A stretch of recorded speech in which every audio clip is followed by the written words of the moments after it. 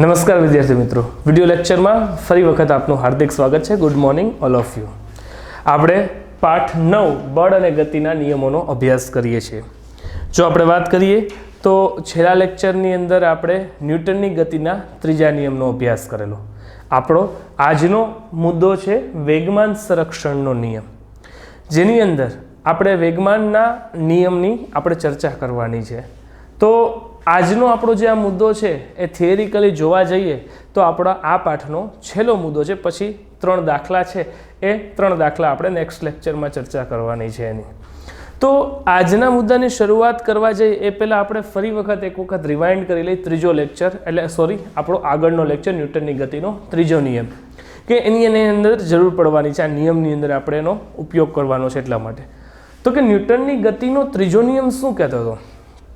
તો કે ન્યૂટનની ગતિનો ત્રીજો નિયમ એવું કહેતો હતો કે આઘાત અને પ્રત્યાઘાત બંને સમાન મૂલ્યના અને પરસ્પર વિરુદ્ધ દિશામાં હોય છે. ફરી વખત બોલું છું, આઘાત અને પ્રત્યાઘાત બંને સમાન મૂલ્યના અને પરસ્પર વિરુદ્ધ દિશામાં આવેલા હોય છે. એક ઉદાહરણથી વધુ સ્પષ્ટતાથી સમજીએ તો કે મેં તમને રસ્તા પર ચાલતા વ્યક્તિનું ઉદાહરણ આપ્યું, તેના દ્વારા તમને સમજાવ્યું હતું. તો કે જ્યારે વ્યક્તિ ચાલે છે ત્યારે તે પોતે આગળ ડગલું માંડીને પગ જમીન ઉપર આપે છે અને પગ દ્વારા તે પોતે જમીન પર બળ લગાડે છે, તેટલી જ તીવ્રતામાં, તેટલી જ ક્ષમતા સાથે જમીન સામે વ્યક્તિ ઉપર, એટલે કે વ્યક્તિએ આપેલા પગના બળથી એની ઉપર બળ લગાડે છે. પરસ્પર સમાન મૂલ્યના થાય છે, બે સરખા મૂલ્યના થાય છે અને વિરુદ્ધ દિશામાં, એટલે કે વ્યક્તિ આગળ જાય છે જ્યારે જમીન પાછળ રહેતી જાય છે. તો આ ન્યૂટનની ગતિનો ત્રીજો નિયમ હતો. એવી રીતે આપણે વાત કરીએ તો ન્યૂટનની ગતિનો પ્રથમ નિયમ અને દ્વિતીય નિયમનો પણ આપણે અભ્યાસ કરી ચૂક્યા છીએ. એ ઉપરાંત આપણે આગળની વાત કરીએ તો આપણે ગતિ વિષયક સિદ્ધાંત, જેને આપણે કીધો છે ગેલિલિયોએ આપેલો ગતિ વિષયક સિદ્ધાંત, અને એનાથી આગળ એરિસ્ટોટલની વાત અને ગતિની સમજૂતી. તદુપરાંત પાઠની શરૂઆત આપણે કોઈ પણ પદાર્થ ગતિમાં ક્યારે આવે છે તો કે એની ઉપર કંઈક પ્રકારનું બાહ્ય બળ લગાડવામાં આવે છે, અસંતુલિત બાહ્ય બળ લાગે ત્યારે. તો આ પાઠમાં આપણે ટોટલી પદાર્થ ગતિમાં કેવી રીતે આવે છે એના વિશેની વાત કરી. હવે આજના મુદ્દાની અંદર આપણે વેગમાન વિશેની વાત કરવાની છે, જે ચર્ચા આપણે પહેલાં પણ, એટલે કે ન્યૂટનની ગતિનો જ્યારે બીજો નિયમ ભણ્યા ત્યારે આ વેગમાન વિશેની વાત કરી. ત્યારે વેગમાનની વ્યાખ્યા કંઈક આવી આપી હતી કે પદાર્થના દળ અને વેગના ગુણનફળને શું કહેવામાં આવે છે? પદાર્થનું વેગમાન કહેવામાં આવે છે. આ વેગમાનમાં તફાવત ઉદ્ભવે છે. એ તફાવત ઉદ્ભવે છે ત્યારે આપણે વાત કરી હતી તો કે એક મોટા વાહનની અને એની સામે એક સાયકલનું ઉદાહરણ આપ્યું હતું આપણે, કે મોટો ટ્રક છે કે કોઈ બસ છે એ 5 km/hની સ્પીડે ગતિ કરે છે અને એક સાયકલ છે 5 km/hની સ્પીડે ગતિ કરે છે. બંનેને તમારે ઊભા રાખવા છે તો તમે કોને ઊભા રાખી શકશો? તો સાયકલને તમે આરામથી કોઈ પણ તકલીફ વગર તમે એને ઊભી રાખી શકશો. પણ એ જ જગ્યાએ સામે બસ કે ખટારો છે એને તમે ઊભી નહીં રાખી શકો. તમારું મૃત્યુનું કારણ પણ બની શકે છે. કેમ? તો કે બંનેનું દળમાં તફાવત છે.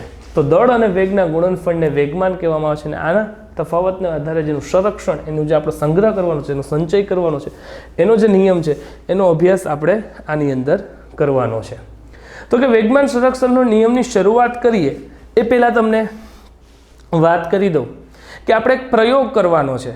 એ પ્રયોગને આધારે આપણે વેગમાન સંરક્ષણનું સૂત્ર તારવશું અને એ સૂત્ર આધારે આપણે વેગમાન સંરક્ષણનો છેલ્લે નિયમ ભણશું અને લેક્ચરને પૂર્ણ કરશું.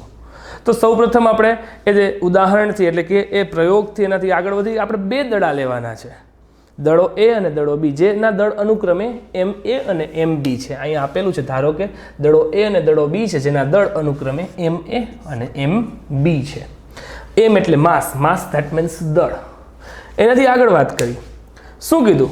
તો કે એ દળ જે છે, દળની વાત કરીએ પણ એક જ દિશામાં અલગ અલગ વેગથી ગતિ કરે છે. એક જ દિશામાં.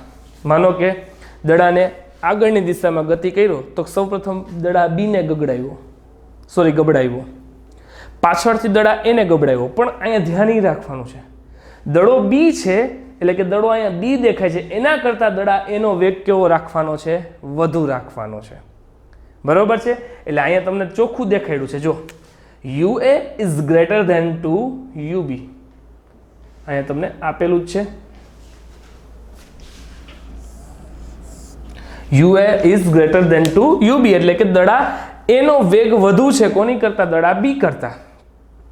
હવે દડો આગળ B હશે, પાછળ દડો A આવે છે, દડો A થોડોક ઝડપથી હશે, બરોબર છે, દડો B થોડો ધીમે છે. હવે અથડામણ થવાની કે નહીં? તો કે એ વસ્તુ છે. હવે બંનેની T સમય જેટલી સમયમાં અથડામણ થશે, એટલે કે કંઈક સમય છે કે જ્યાં અથડામણ થાય, કોઈક સ્થાન છે જગ્યાએ જ્યાં ભટકાણા, એને સમય T કીધો. અથડામણ બાદ એનો વેગ VA અને VB છે. પ્રારંભિકને આપણે U દર્શાવીને અંતિમને V દર્શાવી, આપણે 8મા ચેપ્ટરથી 8મા પાઠથી આપણે ભણતા આવી છીએ.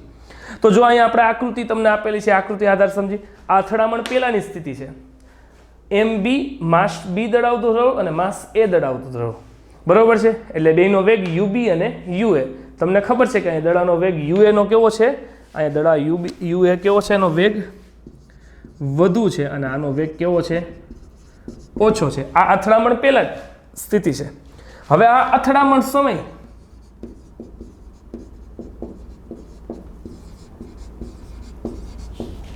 અથડામણનો સમય શું છે? તો કે જો અથડામણના સમયે MA અને MB દળો ભટકાય છે, એટલે A દ્વારા B ઉપર બળ લાગે છે, એટલે FAB. સેમ કન્ડિશન B દ્વારા A ઉપર બળ લાગે છે, એટલે FBA. વિદ્યાર્થી મિત્રો, અહીંયા મને એક પ્રશ્ન ઉદ્ભવે છે, કારણ કે દરેક મુદ્દાની અહીંયા વાત થાય, દરેક ચર્ચા થાય, એમાં એક પ્રશ્ન હોવો જોઈએ અને થવો જોઈએ. એની પાછળનું કારણ એ છે કે તમે વિજ્ઞાન ભણો છો અને વિજ્ઞાનમાં કોઈ પણ પ્રકારનો પ્રશ્ન ન થાય ને એનું જો તારણ ન હોય તો વિજ્ઞાન એને તથ્ય ગણતું નથી. કોઈ પણ વસ્તુ તમે વિજ્ઞાનની અંદર તમને ભણાવવામાં આવે છે વિદ્યાર્થી મિત્રો, એનું તથ્ય છે, એની સાબિતી છે, અને એ સાબિતીની આધારે એનું તારણ છે. તારણ છે એટલે અભ્યાસ કરી શકો છો તમે. વિજ્ઞાન કોઈ પણ પ્રકારે માન્યતામાં કે દેખીતી વાતને માનતું નથી. વિજ્ઞાન કોઈ પણ વસ્તુને અવલોકન કરે છે, એનું નિર્ણય લે છે, એનું સાબિતી આપે છે અને ત્યારબાદ એનું તારણ કાઢે છે કે આવું કેમ. ત્યારે વિજ્ઞાન માનવામાં આવે છે ને એ પછી આપણને એપ્લાય ભણવામાં કરવામાં આવે છે. તો અથડામણ સમયે આ જોયું, A માંથી દડો B ને બળ લગાડે છે, એટલે FAB, અને દડો B છે એ A ને લગાડે છે. તો વિદ્યાર્થી મિત્રો, તમને ટેક્સ્ટ બુકમાં ક્યાંય ઉલ્લેખ નથી કરેલો, પણ હું તમને કહું છું કન્ડિશન શું થશે. બે દડા ભટકાઈને ન્યૂટનની ગતિનો ત્રીજો નિયમ ભણો, યાદ કરો. આઘાત પ્રત્યાઘાત સમાન મૂલ્યના અને પરસ્પર વિરુદ્ધ દિશામાં બે દડા અથડાશે, તો બે દડા અથડાઈને એકબીજાથી વિરુદ્ધ દિશામાં જશે કે બે દડા એક દિશામાં જશે? જવાબ આવશે બંને દડા એક દિશામાં જશે. એનું કારણ છે કે દડા એનો વેગ આપણે વધુ રાખ્યો હતો, એટલે એની પાસે વધુ બળ છે. કોના કરતા? દડા B કરતા. એટલે દડો B ધીમે ધીમે જતો હશે, પાછળથી આવીને દડો A શું કરશે? એને ધક્કો મારશે. એટલે દડા B ના વેગમાં શું થશે? વધારો થશે. પણ દડા A ની સામે શું થશે? દડા A નો વેગ ઘટી જશે. એમ નથી કહેતો કે 0 થઈ જશે, અથવા એમ નથી કહેતો કે એને પાછો વેગ લાગશે એટલે પાછળ વહી જશે, કારણ કે દડા B નો વેગ તો ઓછો હતો. એનું એટલું બળ દડા B ઉપર, દડા A ઉપર નહીં લાગે જેટલું દડા A નું બળ દડા B ઉપર લાગશે. સમજો વિદ્યાર્થી મિત્રો, દડો A છે એનું બળ દડા B ને વધુ લાગે છે, એટલે દડા B ની ગતિમાં વધારો થાય છે. પણ દડો B પહેલેથી ધીમો હતો, એટલે દડા B નું બળ છે દડા A ને એટલું નથી લાગતું, જેથી કરીને દડો A પાછળ નથી જતો, પણ એ જ દિશામાં આગળ વધે છે, પણ એની ગતિ ધીમી પડી જાય છે. કોની? દડા A ની. દડા B ની ગતિ વધી જશે અથડાશે ત્યારે. અથડામણ પછીની સ્થિતિ તમને આકૃતિમાં આપેલી છે. MA અને MB બે એક જ દિશામાં દેખાડેલા છે, જુઓ છે, બરોબર છે. ત્યારે ઉદ્ભવતો વેગ VA અને VB. મારી પાસે આખી પ્રવૃત્તિનું એક સરસ મજાનું આખું ભંડોળ અહીંયા નક્કી થયું. મારી પાસે MA અને MB દળો છે. અથડામણ બેનો વેગ UA અને UB છે, પ્રારંભિક વેગ. અને એમાં UA છે એનો એટલે કે દડા A નો વેગ છે વધુ છે, અને UB નો વેગ ઓછો છે. અથડામણ T સમયમાં થાય છે, અહીંયા સમય T ઉદ્ભવે છે, અને અથડામણ બાદ બંને એક જ દિશામાં આગળ વધે છે, ત્યારે વેગ અથડામણ બાદનો વેગ VA અને VB છે. અહીંયા ઉલટું થઈ જશે વિદ્યાર્થી મિત્રો. તો કે અહીંયા શું થશે? અથડામણ બાદ VB is greater than to VA થશે. તો આટલી વસ્તુ તમને આપેલી છે જે તમને ટેક્સ્ટ બુકમાં ઉલ્લેખ નથી કરેલો, પણ આપણી સમજ માટે આપણે અહીંયા ઉલ્લેખ કરેલો છે. હવે એનું ગાણિતિક મૂલ્ય શોધવાનું છે. આપણે દડા A ની વાત કરીએ તો કે દડા A ના અથડામણ પહેલા અને અથડામણ પછી શું છે તો કે MAUA અને MAVA. અથડામણ આ છે એ અથડામણ પહેલાનું છે, M એ દડો છે, આ માસ M એટલે દડો, બરોબર છે. એમાં ઉદ્ભવતો વેગ કયો છે તો કે MUA. અથડામણ પછી કયો વેગ થાય છે MAVA. એને આધારે આપણે પ્રવેગના મૂલ્ય આધારે પ્રવેગ સાથે સરખાવવાનું છે. તમને પ્રવેગનું મૂલ્ય ખબર છે, પ્રવેગનું સૂત્ર પ્રવેગ A બરાબર V માઇનસ U એના છેદમાં T. આ તમે જો ભણેલા છો. એ આધારે તમને અહીં સૂત્ર આપ્યું છે, સમય સાપેક્ષ તમને કીધું છે. તો કે V આવે એટલે પહેલા MA UA ના બેને સરખાવો, બેનેમાંથી MA સામાન્ય કાઢ્યા અહીંયા, તો V માઇનસ U એટલે કે VA અંતિમ વેગ માઇનસ પ્રારંભિક વેગ છેદમાં સમય. ફરી વખત કહું છું, MA બે સામાન્ય કાઢી લીધા છે, પછી પ્રવેગના સૂત્ર પ્રમાણે પ્રારંભિક વેગ માઇનસ અંતિમ વેગ છેદમાં સમય. અંતિમ વેગ માઇનસ પ્રારંભિક વેગ, મારાથી બોલવામાં ભૂલ થઈ છે. અંતિમ વેગ માઇનસ પ્રારંભિક વેગ છેદમાં સમય. તો અહીં અંતિમ વેગ કોણ છે VA, એટલે અહીંયા VA. પ્રારંભિક વેગ કોણ છે તો કે UA, એટલે VA માઇનસ UA છેદમાં T. અને સમીકરણ 1 કયો. સેમ કન્ડિશન દડા B માટે અથડામણ પહેલા ને અથડામણ પછી. આ અથડામણ પહેલા અને આ અથડામણ પછી. MB UB તથા MB VB, બરોબર છે. સેમ કન્ડિશન MB સામાન્ય કાઢ્યા અહીંયા, કાઉન્સમાં શું વધશે અંતિમ વેગ માઇનસ પ્રારંભિક વેગ, અંતિમ વેગ VB ઓછા પ્રારંભિક વેગ UB છેદમાં સમય T કોમન, એટલે કે સમીકરણ 2. આ કિસ્સો અને આ કિસ્સો દડાના બે અથડામણ પહેલા અને અથડામણ પછીની આપણે વાત કરી. બે સમીકરણને આપણે આપ્યા. હવે વિદ્યાર્થી મિત્રો એક જ મુદ્દો આખો આ છે અગત્યનો, કે જેના ઉપર આખો વેગમાન સંરક્ષણનો નિયમનું તાર્કિક મૂલ્ય રહેલું છે સમજવામાં. ન્યૂટનની ગતિના ત્રીજા નિયમ મુજબ, ફરી વખત ત્રીજો નિયમ યાદ કરી લ્યો, આઘાત પ્રત્યાઘાત સમાન મૂલ્યના પરસ્પર વિરુદ્ધ દિશામાં છે. એના આધારે દડા A દ્વારા, આ દડો A છે અથડામણ દડો A છે એના દ્વારા B ઉપર કયું બળ લાગે છે FAB. સેમ કન્ડિશન દડા B દ્વારા કયું બળ લાગે છે FBA. વિદ્યાર્થી મિત્રો મારે તમારી પાસેથી જવાબ જોઈએ છે. બે દડાની ગતિ સરખી નહોતી, દડા A ની ગતિ દડા B કરતાં વધારે હતી, તો FAB વધુ થશે કે FBA વધુ થશે? એટલે કે દડા A દ્વારા દડા B ઉપર વધુ બળ લાગશે કે દડા B દ્વારા દડા A ઉપર વધુ બળ લાગશે? તો તમારો જવાબ એ હશે કે સર દડા A દ્વારા દડા B ઉપર વધારે બળ લાગશે. કોની સાપેક્ષે? તો કે દડા B દ્વારા દડા A ની સાપેક્ષે. તો એને અહીંયા રજૂઆત કરી સૂત્રની રીતે, FAB is equal to minus FBA. શું કામ? તો કે FAB દડાને ધક્કો મારે છે વધુ ઝડપે, જ્યારે FB એટલે કે B દ્વારા A, આ શું છે A દ્વારા દડા B ઉપર લાગતું બળ, અને આ બળ કયું છે તો કે B દ્વારા A ઉપર લાગતું બળ. B છે ઓછા વેગથી છે, A છે વધારે વેગથી. જોતા રહેજો, દડો આવીને ધક્કો મારે છે એટલે આનો વેગ વધશે, આના દ્વારા જે આને બળ લાગ્યું છે એ કેવું પડી જશે, એના કારણે આ દડો ધીમો પડશે. પાછળ નહીં જાય એમ હું નથી કહેતો, પણ દડો ધીમો પડી જશે. એટલે ત્યાં શું આવ્યું છે માઇનસ, કારણ કે પ્રતિપ્રવેગ ઉદ્ભવ થયો. B દ્વારા કોને? પાછળના દડાને લાગ્યું, ઋણ મૂલ્ય આવ્યું, એટલા માટે પ્રતિપ્રવેગ આવ્યો. અને પ્રતિપ્રવેગનું મૂલ્ય હંમેશા કેવું હોય છે વિદ્યાર્થી મિત્રો? ઋણ હોય છે.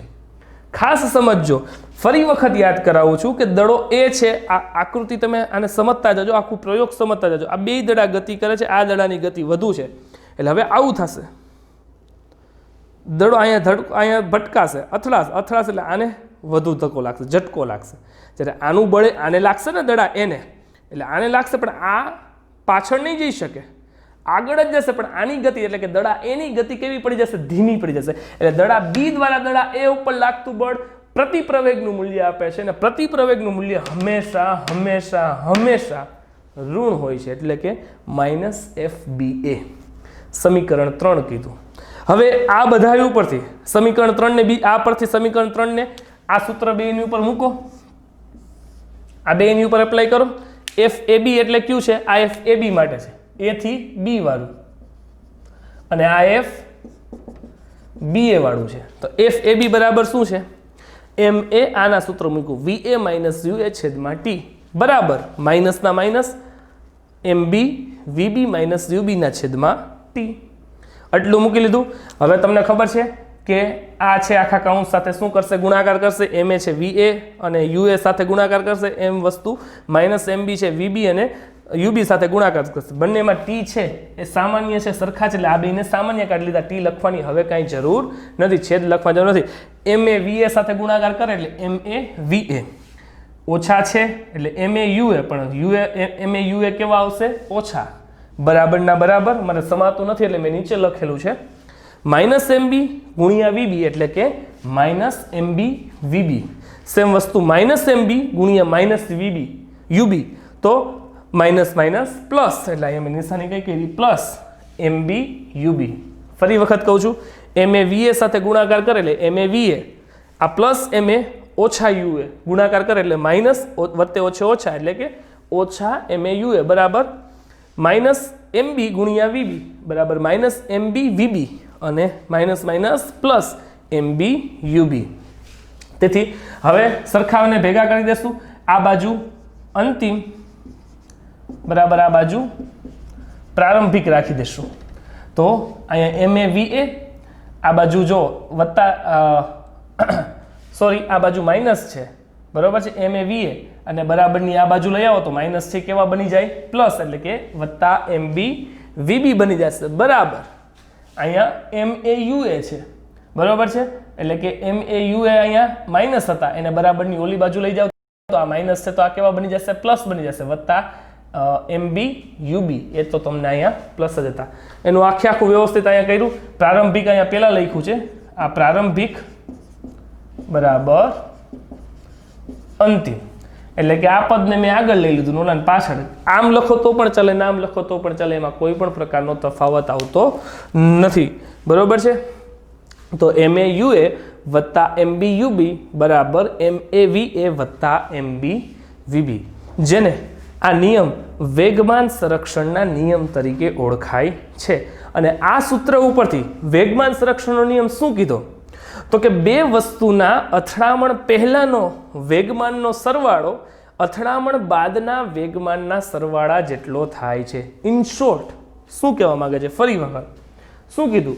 તો કે બે વસ્તુના અથડામણ પહેલાનો વેગમાનનો સરવાળો છે, એટલે કે જ્યારે અથડામણ નહોતી થઈ ત્યારે જે વેગમાન ઉદ્ભવતો હતો એ જે એનો સરવાળો કર્યો, એ જ્યારે અથડામણ પૂરી થઈ ત્યારે બેયનો ભલે દડા એનો વેગ વધુ હતો અને દડા બીનો વેગ ઓછો હતો, પણ અથડામણ થઈ ગઈ પછી જ્યારે બેયનો વેગ થયો એ બેયનો વેગ કેવો થઈ ગયો છે?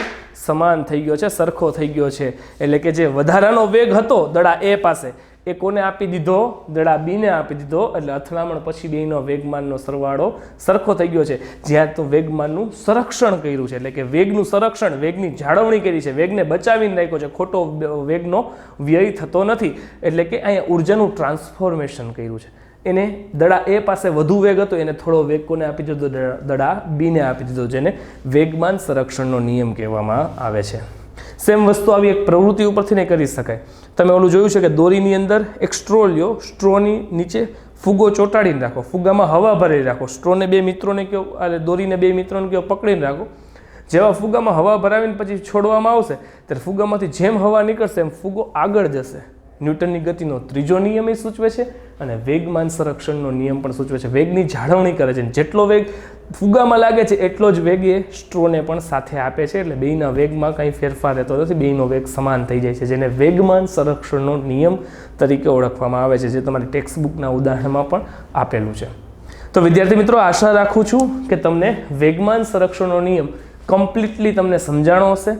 ફરીથી આખો મુદ્દાની જો તમને ઇન શોર્ટ ચર્ચા કરું તો બે દડો એ અને દડો બી આપેલો છે, જેના અનુક્રમે દળ MA અને MB છે. દડા એનો વેગ વધુ છે દડા બી કરતાં. અથડામણ બંને વચ્ચે થાય છે. અથડામણ જ્યારે થાય છે ત્યારે શું થાય છે? તો કે અથડામણ થાય છે ત્યારે બંને વચ્ચે સમય ઉદ્ભવે. સમયમાં અથડામણ જે થાય છે એમાં FAB અને FBA નું ઉદ્ભવ છે, એટલે કે A દ્વારા B ઉપર બળ લાગે છે અને B દ્વારા A ઉપર બળ લાગે છે. પણ A દ્વારા B ઉપર વધુ બળ લાગે છે અને B દ્વારા A ઉપર ઓછું બળ લાગે છે. પરિણામે જે ગતિ છે બેની ગતિ એક જ દિશામાં રહે છે અને આગળ વધે છે, અને અનુક્રમે અંતિમ વેગ V અને -VB એટલે કે VB ઉત્પન્ન થાય છે. દડા એ માટે અથડામણ પહેલા અને અથડામણ પછીની વાત કરીએ તો MA-UA અને MA-VA, જેમાં MA સામાન્ય કાઢીને પ્રવેગના સૂત્ર પ્રમાણે કરીએ તો કે અંતિમ વેગ માઇનસ પ્રારંભિક વેગ છેદમાં સમય, તો કે VA - UA ના છેદમાં T, અને એને સમીકરણ 1 કહી દો. એવી રીતે દડા બી માટે MB-UB અને MB-VB, જ્યારે MB સામાન્ય કાઢી લ્યો તો અંતિમ વેગ VB માઇનસ અંતિમ સોરી અહીંયા UB મેં લખ્યું છે, અહીંયા ખરેખર સોરી હા UB જ આવશે, સોરી મારી ભૂલ થઈ ગઈ. UB બરાબર છે છેદમાં સમય T, એટલે કે એને સમીકરણ 2 કહી દો. ન્યૂટનની ગતિના ત્રીજા નિયમ પ્રમાણે આપણે વાત કરી કે FAB બરાબર -FBA, કારણ કે દડા A દ્વારા દડા B ઉપર વધુ બળ લાગે છે, જ્યારે દડા B દ્વારા દડા A ઉપર એટલું બળ નથી લાગતું, એટલે પ્રતિપ્રવેગ ઉત્પન્ન થાય છે. પ્રતિપ્રવેગનું મૂલ્ય હંમેશા ઋણ હોય છે. આ જ સૂત્રને બીજી રીતે લખવાનું કહે તો FAB ની જગ્યાએ આપણે MA VA -UA ના છેદમાં T બરાબર માઇનસના માઇનસ MB VB UB ના છેદમાં T ગુણાકાર કર્યો બધાયનો, એટલે MA VA MA UA બરાબર -MB VB ઓછે ઓછે વત્તા MB UB. હવે MA VA લખી નાખ્યું અહીંયા. હવે એવી રીતે MB VB લખવું હોય તો માઇનસ છે બરાબરની આ બાજુ આવે તો કેવા બની જાય? પ્લસ બની જાય. સેમ વસ્તુ બરાબર MA UA છે બરાબરની ઓલી બાજુ જાય તો આ માઇનસ છે તો એ કેવા બની જશે? પ્લસ, એટલે MA UA વત્તા MB UB. બરોબર છે. આ આપણે વેગમાન સંરક્ષણનું સૂત્ર તારવ્યું. તો વિદ્યાર્થી મિત્રો, આશા રાખું છું કે તમને આજનો વેગમાન સંરક્ષણનો આપણા આ પાઠનો છેલ્લો થિયરિકલી પોઈન્ટ તમને સમજાણો હશે. નેક્સ્ટ લેક્ચરમાં આપણે દાખલા ગણશું અને વધુ અભ્યાસ આગળ વધારશું અને પાઠ આપણે પૂર્ણ કરશું. અસ્તુ. જય શ્રી કૃષ્ણ.